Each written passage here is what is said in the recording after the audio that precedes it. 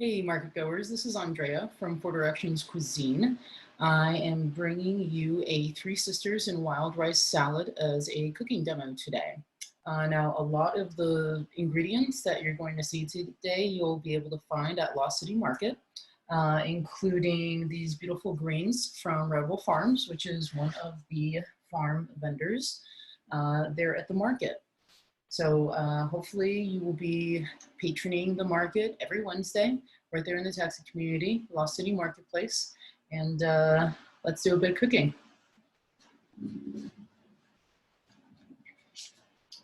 So the first thing I've done is I've gotten a small sauce pot of water on the stove and boiling.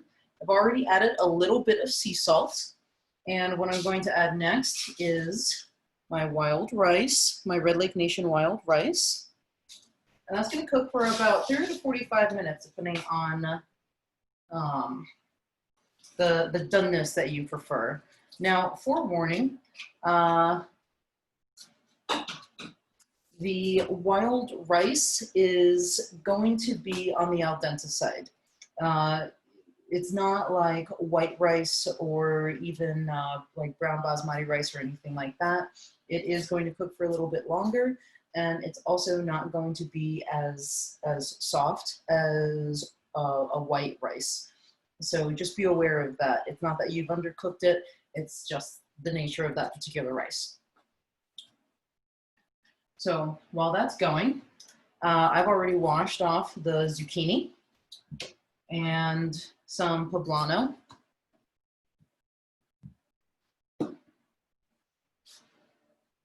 This is a pretty good sized zucchini, so you'll probably only need about half of it, and you can set the rest of it aside.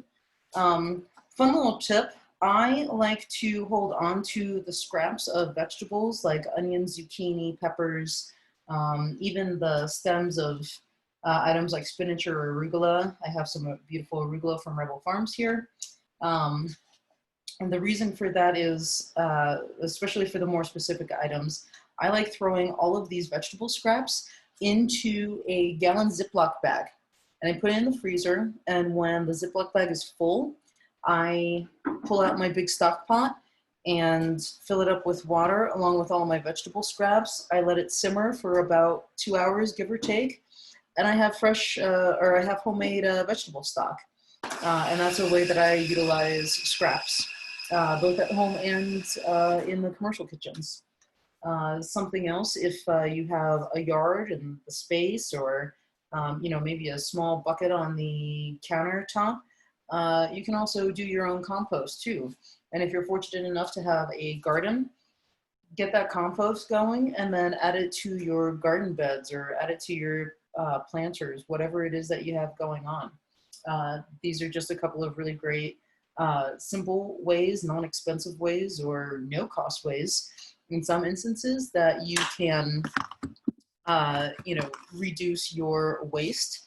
And you're also, you know, let's say you pay, you know, $2, $3, whatever it is for a piece of zucchini, instead of, you know, letting, you know, a quarter of it, you know, 25 cents or something like that go to waste. You can put it in a homemade vegetable stock or in the compost for the garden, you know, et cetera, et cetera. So it's just another way to utilize items. And what I'm gonna do is I'm gonna cut these down into planks, because it's a really easy way to be able to line everything up, stack it up, line it up, and cut yourself, you know, some relatively even bâtonnets, if you will, and then run down them to get a really nice dice, just like that. And now you can dice these smaller, you can dice them larger. It's really personal preference. And then in addition to that, if dicing isn't what you want to do, you can get a box grater out and you can just grate the zucchini as well. It's whatever you want to do, whatever you're comfortable with. Okay, now you're gonna find white and yellow, beautiful corn all over the farmers markets, right? So you only need one for this particular recipe, 1 ear of corn for this particular recipe, but I really enjoy corn. You could say that it's the Native American in me. You could say it's, the superior agriculture that we have here in Colorado. Um, but even if I only need 1 or 2 ears of corn for a recipe, I have a tendency to roast a little bit more, just because I find myself putting it in a salad like this. I'll find myself putting it into a green salad. I'll make like a little corn salsa, if you will. The sky's the limit. And so this is probably a good point now to talk about why I call this a Three Sisters and Wild Rice Salad. For North American Native Americans, the Three Sisters are beans, corn, and squash. And what we have in this wild rice salad recipe is some beautiful, summer squash, some zucchini. We have some corn, and we have some organic black beans. Now, the reason why I have a few different items here is just to just help give you tips and tricks. If you have fresh corn, that's going to be easily accessible this time of year and throughout the whole summer. That's fantastic. And sometimes I enjoy grilling it. If I don't want to get the big fire pit going, I'll just put them I'll put them under the broiler, under the salamander, to get charred. So now that I've taken the husks off, I'm going to put these on a little quarter sheet pan here. A little bit of sunflower oil.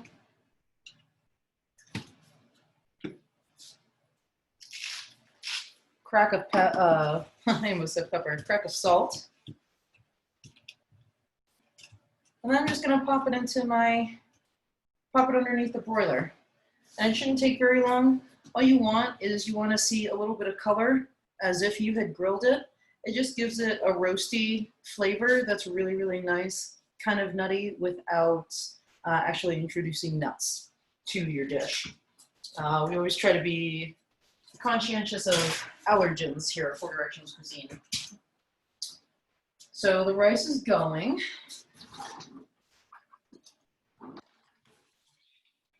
That's not a bad idea to give it a stir every once in a while. Just make sure nothing's sticking.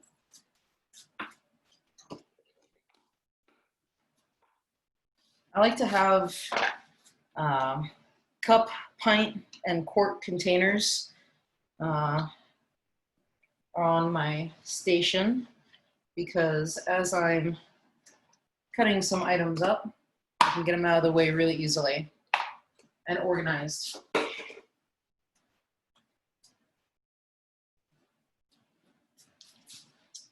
And if you want to continue saving vegetable scraps, go ahead and save these husks.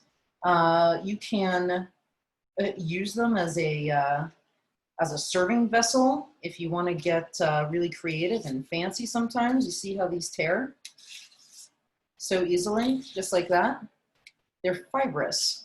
So if you wanted to, maybe make a little boat, let's say, and serve salad, perhaps the Three Sisters and wild rice salad, to your friends, to your guests, and you want to make it a little a little cute, a little special.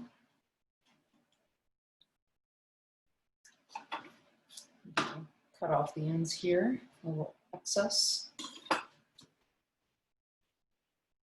You've got a little edible vessel, just like that. It's a little corn husk boat.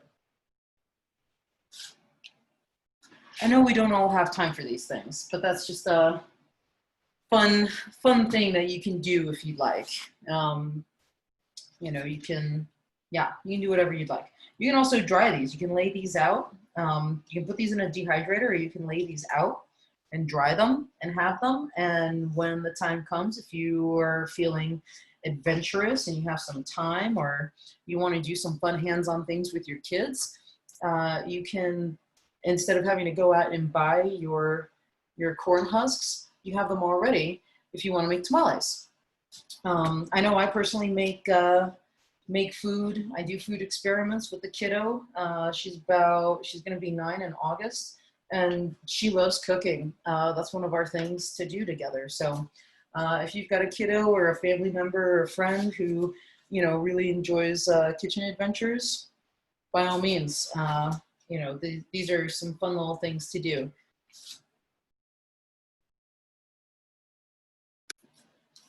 Okay, now that we have the corn in the under the broiler, and we have one of our sisters, zucchini, squash, in general, I should say, cut up and set to the side here, we're going to work with these beautiful greens from Rebel Farms.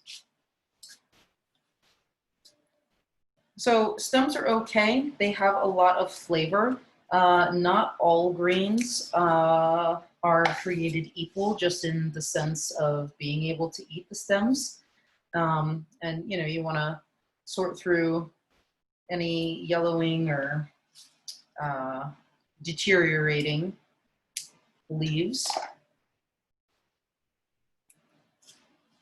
if plants aren't happy. So I know that I probably kept these a little too close to the back of the refrigerator, where it got a little bit colder, and so these guys might have had a little bit of a hard time overnight, but they are still beautiful. And like I said, you just, you know, pull out the sickly looking ones, so to speak. Anybody who's ever grown a garden or works with, you know, fresh vegetables on a regular basis, especially greens, you know how delicate these can be sometimes. And if you're not delicate enough with them, they'll let you know it. But these greens are really fantastic. It's honestly my favorite greens farmer, Rebel Farms. So I'm very fortunate to have met Lauren and Jake and been introduced to their products. I actually met Lauren when I was working for a high-end restaurant in the city of Denver, and she had delivered beautiful, beautiful flats of pea tendrils, I believe. And, you know, I just introduced myself and, you know, just let her know that I really appreciated the beautiful products that, you know, she and her staff were producing. And we just hit it off, and I've been purchasing greens from them for my own business for well over a year now. Well over a year, actually, yeah. It's amazing how time flies. Okay, so these are already washed. I washed them ahead of time. So these are just beautiful. I can't say enough. And just give it a rough chop. And it's a beautiful salad to begin with. It's not super heavy, even though it's rice, a rice salad. Wild rice is incredibly nutrient dense. It has more protein and fewer carbohydrates than most rice that we consume. So I'm just going to put that in the bowl and set it aside. And I have a bit of I have an affinity for poblano peppers. Now the recipe does say to, use jalapeno, but here's the thing. You can use whatever your heart desires. If you really love serranos, if you really love poblanos, if you really love jalapenos, grab whatever it is that makes you happy. Or in some cases, we are at the mercy of Mother Nature. And if your local favorite farmer doesn't have something, but they suggest a substitution, think about it, try it. You never know. So I like a little bit of heat. That might be too much for some folks, a whole jalapeno or a quarter of a poblano. It might be a little bit much, that's okay. You don't even have to put pepper in it whatsoever. This suits a palate that enjoys heat, and that's my palate for sure.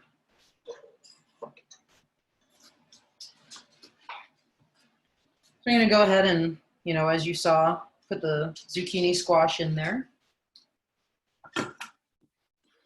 And you can make this salad a day in advance, 2 days in advance. Like a lot of salads or soups or stews, being able to let it sit for a day or two. Well, I should say a day. Letting things sit for a day helps the flavors meld together. It helps the citrus, the lime juice that I'm squeezing in, to penetrate the zucchini. It helps it to penetrate the wild rice. You want those flavors to get into all the components of your salad so that it tastes equal with each bite.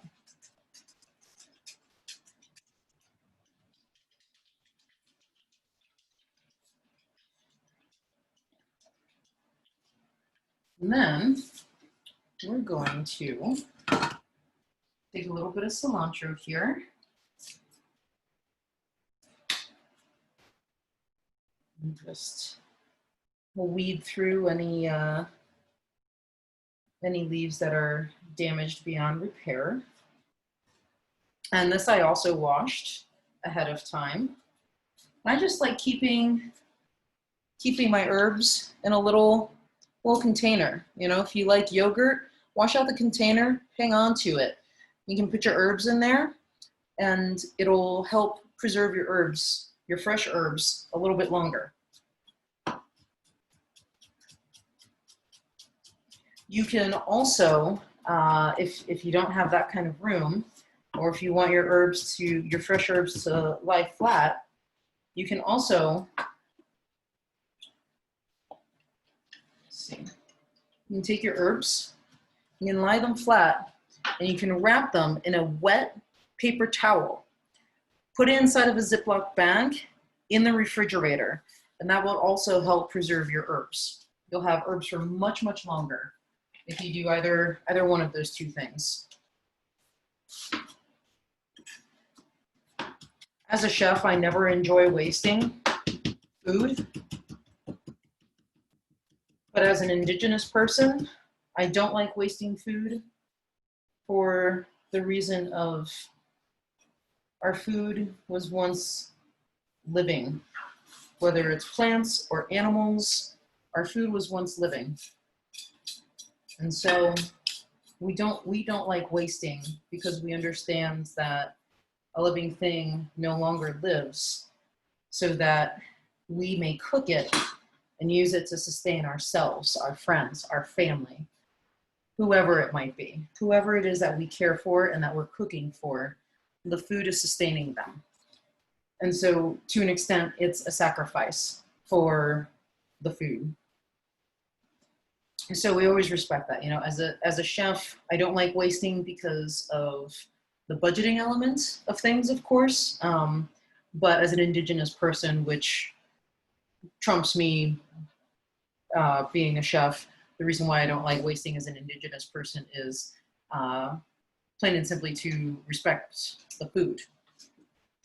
So now you saw me squeeze one lime in there.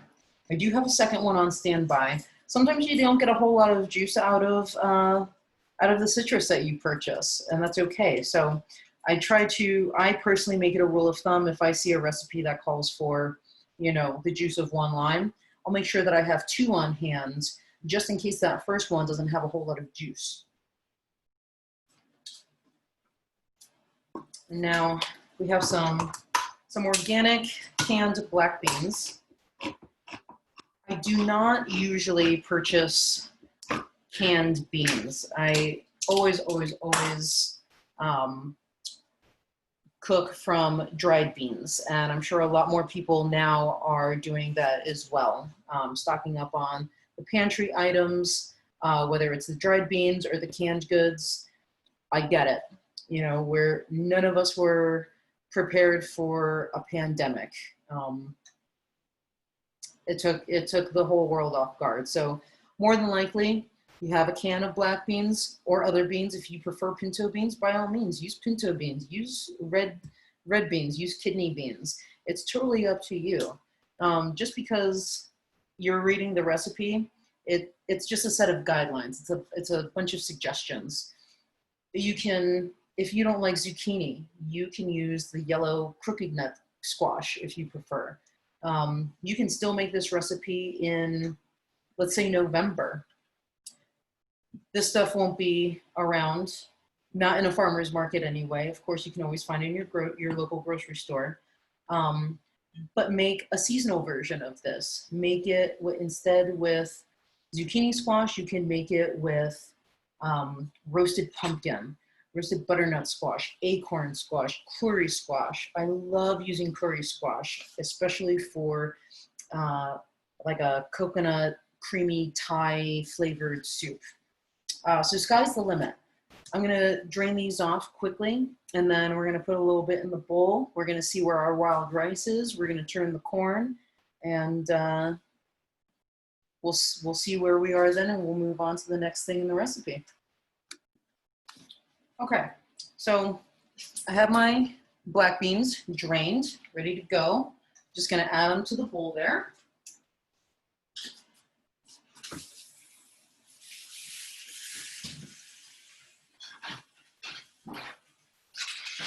And this is beautiful. This is what we're looking for.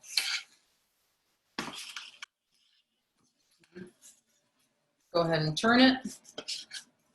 Put it back underneath the broiler until the rest of it is that beautiful roasted color. And if you're doing this with your kiddos, if they're a little bit on the younger side, you know, you don't have to let them deal with the hot stuff. You can give them a plastic knife. You can let them toss the ingredients together. Whatever your comfort level is of the kiddos being in the kitchen, if they're around the hot stuff, the sharp stuff, of course their age comes into play. But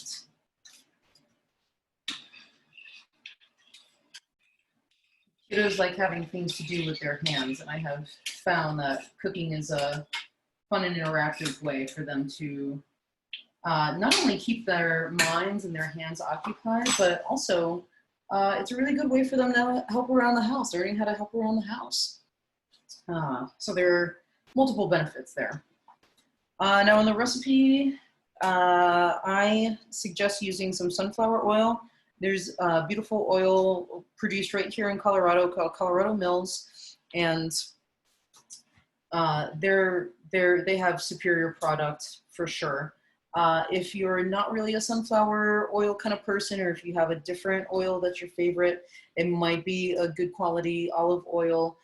Maybe you like using avocado oil in your salads. Again, the recipe, it's just a guideline. You can make adjustments as much as you like. Make it your own. Give it a crack or two of some, I personally have pink Himalayan salt in my salt grinder. Now that you're getting a few more ingredients in there, you can start mixing it up. You know, and maybe you don't like beans as much. Maybe you reduce the beans, or maybe you take it out entirely. Maybe you really dig on lentils. There's nothing wrong with making some ingredient switches. You know, and you know, of course, you know, for an indigenous person, this is culturally appropriate. This is a healthful and also tasty dish. It's recognizable from a cultural perspective for us. Even though I'm actually from South America, we do not have the Three Sisters story in South America, but I absolutely love the combination here.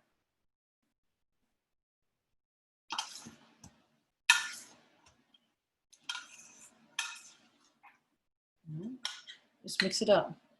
So, you know, take into consideration, you know, your own ethnic background, your own cultural background and roots.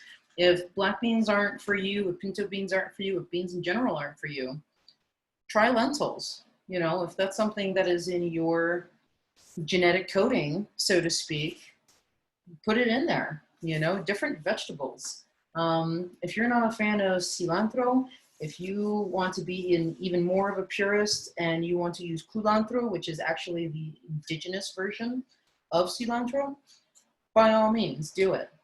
The sky is the limit on this stuff. Let's check our corn real quick. It's getting there, but it's not quite there. It needs maybe another minute or two.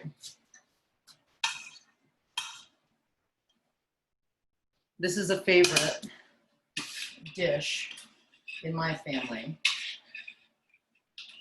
Yes, I use the same spoon to stir the rice.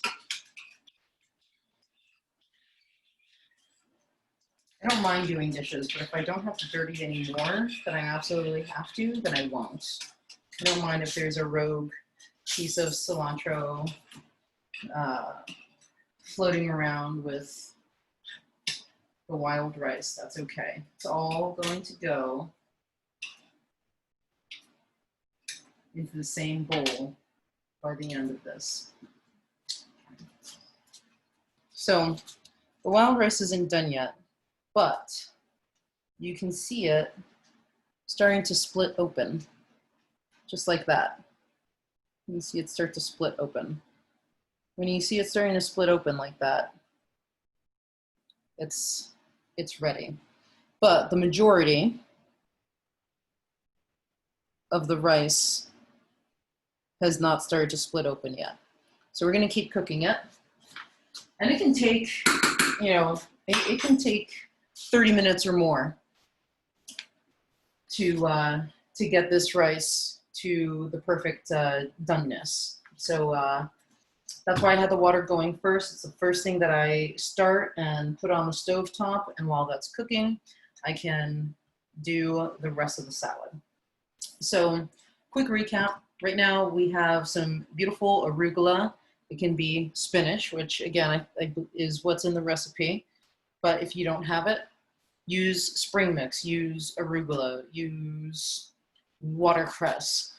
Whatever you can find at the market, there are excellent substitutions, and talk to your farmers. Make friends with the farmers. They love talking to you about their product because they have so much pride in what they do.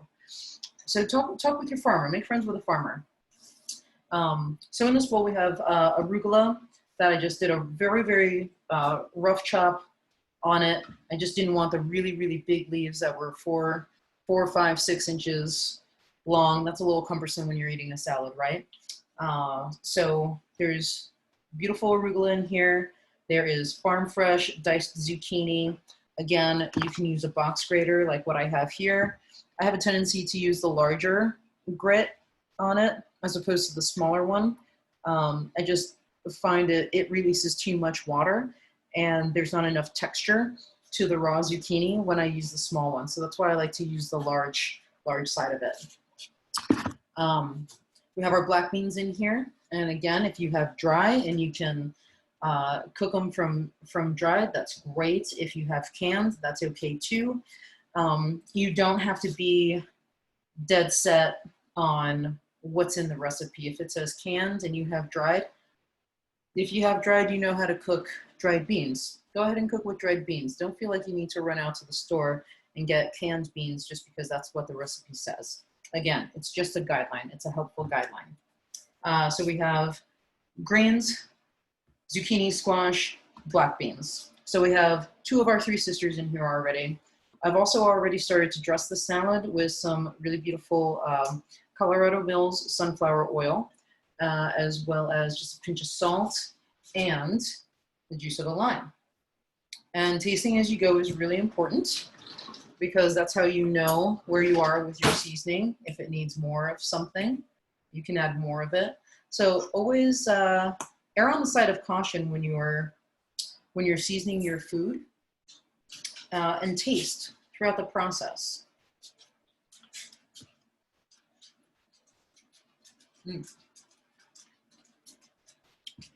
So far, this is spot on. It's really well balanced. There's enough lime juice from that first lime. So I'm gonna hold off on potentially putting in more lime until the corn is in there. And if I find myself needing a little bit more acid, then that's when the second lime will come into play. But until then, this is well balanced. The spiciness of the arugula is perfect. The spiciness of the poblano is perfect. And if you want to add a step to this dish, if you really enjoy poblanos, you can roast the poblanos in the salamander at the same time that you're doing your corn. Take it out, put it into a bowl or another container, wrap it tightly with plastic, and that steam will help release the skin. Peel it, seed it, dice it up, dice it up just like I did, and put it in there. And it's just another element of roasted flavor. So the corn is looking good. Be careful when you open your oven. That initial blast of heat will get you every time if your face is too close. Voice of experience. Okay, so as I mentioned before, I'm not going to need all 3 of these. I just like roasting them to have them. Again, I enjoy putting roasted, local grown corn in my salads. Now you can do this a few ways. You can actually, if you have 2 sets of bowls, you can invert your small bowl inside of your larger bowl. Set this on top of your smaller inverted bowl and slice down like that. And all the kernels will fall into the bowl, the larger bowl that the inverted one is sitting inside of. Now, that's a fun restaurant trick just because the corn doesn't go all over the place. You know, if we're roasting a case or more of corn, even a half a case of corn, we're gonna have corn kernels all over the floor, right? If you're just gonna do 1 corn cob, you probably don't need to go through that effort, but feel free, because it's kind of a fun looking setup, I'm not gonna lie. I do not suggest doing this straight onto a metal pan, just because that's gonna dull your knife. Every time you come down the cob and you hit, instead of hitting the cutting board, if you're hitting that metal pan, that's gonna dull your knife, and that's not good for your knife. Also, save these corn kernels, or save the corn cob. Again, I've got another fun tip for you, especially as a Native American. I like making vegetable stock from scrap. I gave you that tip earlier on in the cooking demo, but I will actually steep or simmer the cobs, the corn cobs in water and make what we like to call liquid gold. And it's all of the residual sweetness and all of the residual starch that gets leached out of the cob, and it goes into the water. And so you have a homemade corn stock. I really enjoy using that for like for breakfast cereals. I like making specific soups with the corn stock. I like making a dessert that I call an amaranth corn pudding. I take 2 different types of amaranth and I simmer it in corn stock, and it gives it a natural sweetness, a natural starchiness, without it feeling heavy and overly starchy. So save your corn cobs. I leave those in a gallon zip bag in the freezer. And bully for you if you have a chest freezer. That is one of my essential appliances, is to have a chest freezer.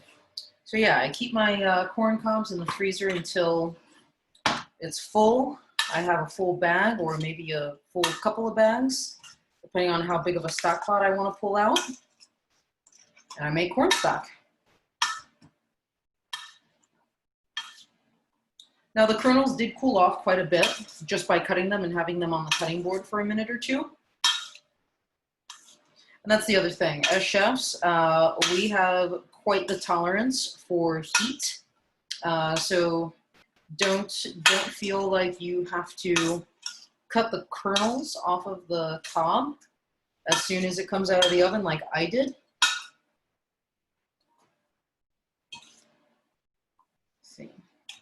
See, and that's starting to come together nicely, yeah?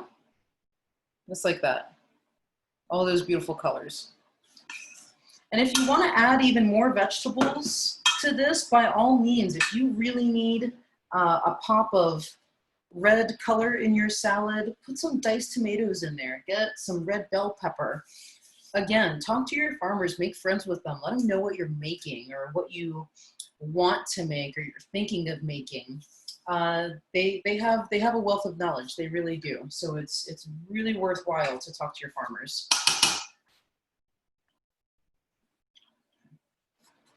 Give this a quick stir again. Just see how that rice is coming along. It's starting to split a lot more. So probably another 10 minutes and that would be ready. So until then, you can go ahead and pop this in the refrigerator. Again, you know, your timing might not be the same as mine, as a chef's. You know, and if you have somebody helping you, that's great. Again, this is a really fun thing to do with a loved one, you know, with your kid, with your niece or nephew, even with your partner, your significant other. You know, our world has been turned upside down by this virus and by the need to stay in place or safer in place orders. And, you know, going out to restaurants might still be scary for some folks. So get your ingredients, you know, get your food delivered, you know, go and pick it up, have somebody bring it to you, whatever system it is that you've worked out for yourselves and for your loved ones, you know, get your ingredients and cook together, just for the sake of togetherness and doing something enjoyable together.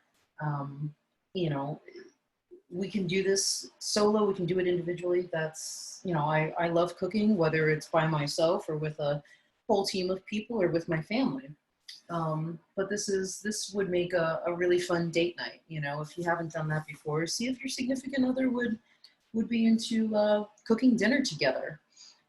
If that seems a little too advanced or a little cumbersome, start with lunch. Maybe start with breakfast or brunch. You know, start somewhere. It's a fun date night. I've had several friends tell me that they've done similar things. And we actually converted the Warrior Goddess Dinner, which is normally a benefit dinner for National Indigenous Women's Resource Center, into a Zoom cooking class, and people cooked along with me. And some of the comments during it were just so so fun, you know. So one of the participants the next day or later on that night posted, you know, things that I've learned, you know, from doing a cooking class with Four Directions Cuisine. And one of the things that she learned was, and she was joking about it, but serious at the same time, because she had folks over at her place. And she said, you know, one of the things that she learned was it takes three normal people to move half the speed of one professional chef. So if you know, if there's a disconnect for you in cooking, or if you just want to try something different with your loved ones or your friends or whoever it is, cook together, you know, pull out a couple of cutting boards and cook together. So, with that being said, if you are at the point where your rice is still cooking, but the rest of your salad is mixed and ready, go ahead and put it in the refrigerator to keep it cold and fresh, and to keep your greens from wilting until your rice is done. All right. So it took less than 10 minutes for the rice to keep cooking and get to where I normally like it. You can see how the majority of it has opened up. Like that top piece right there, a couple of top pieces there. And depending on what type of wild rice you get, like where you purchase it, as well as if it's truly authentic wild rice harvested in the Great Lakes region, the rice is going to split a little bit differently. So again, it goes back to tasting as you go. So if there's excess water in there, drain it out, cool down your rice before adding it to the rest of your ingredients. Otherwise, your beautiful greens are just going to wilt and look sad. And then you're going to be frustrated with yourself. So drain out any excess water, but if your measurements were spot on, or you know, whether you used the lid or didn't use the lid, if there isn't any excess water to drain off, then you can just put it into a metal container. You don't want to put it into something plastic if you can help it, because it holds in the temperature, so it'll hold in the heat if you put a hot wild rice into a plastic container. So if you have a like a stoneware that you can use, Pyrex even, but metal and stoneware will be the best if you're going to have to cool this down in a refrigerator before adding it to the rest of your dish. So go ahead and do that, and then yeah, go ahead and do that, and then when it's cool enough, you can mix it in, taste it again for seasoning, and you can take off with it to your picnic or store it in the refrigerator for when you do need it. All right, so going into this, I had some wild rice already cooked and cooled, so I'm going to go ahead and add that now, while the rice that I just cooked is hanging out in the refrigerator, ready for the next thing that I'm going to make.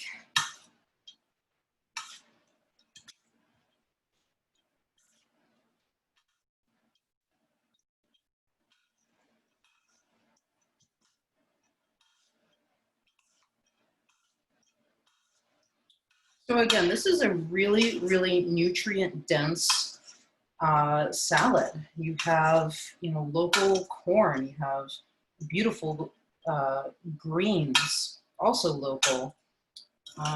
Black beans, yes, they have starch in there, but they also have protein in there.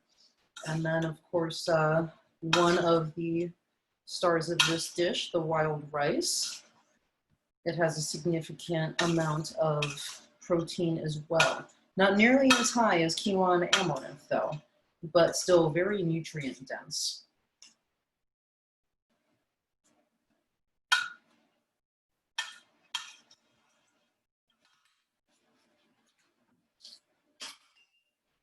If you're going to serve it with some other items, you want to serve it on the side, or if this is your main meal, Again, nutrient dense. The wild rice does contain a fair amount of protein.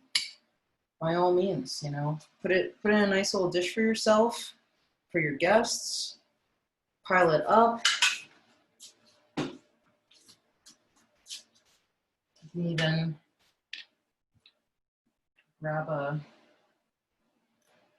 few pieces of fresh whole cilantro.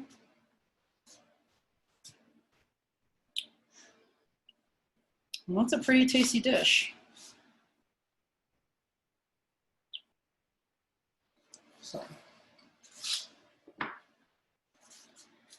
So I hope that some of the cooking tips and tricks that I shared with you are helpful, and I hope that you use them. I hope that you share them with your friends and family. Heck, I hope you share it with some random person that you struck up a conversation with you at the grocery store, at the farmer's market. So yep, this is my version, one of several versions of Three Sisters and Wild Rice Salad. Great for the summertime. Like I said, you can make it a seasonal thing. Just switch out the vegetables for, you know, what's in season at the time.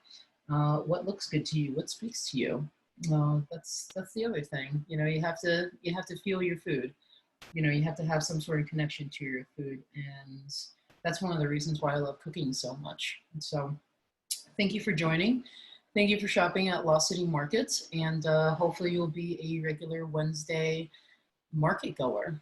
So until next time, Andrea, Four Directions Cuisine, keep on cooking.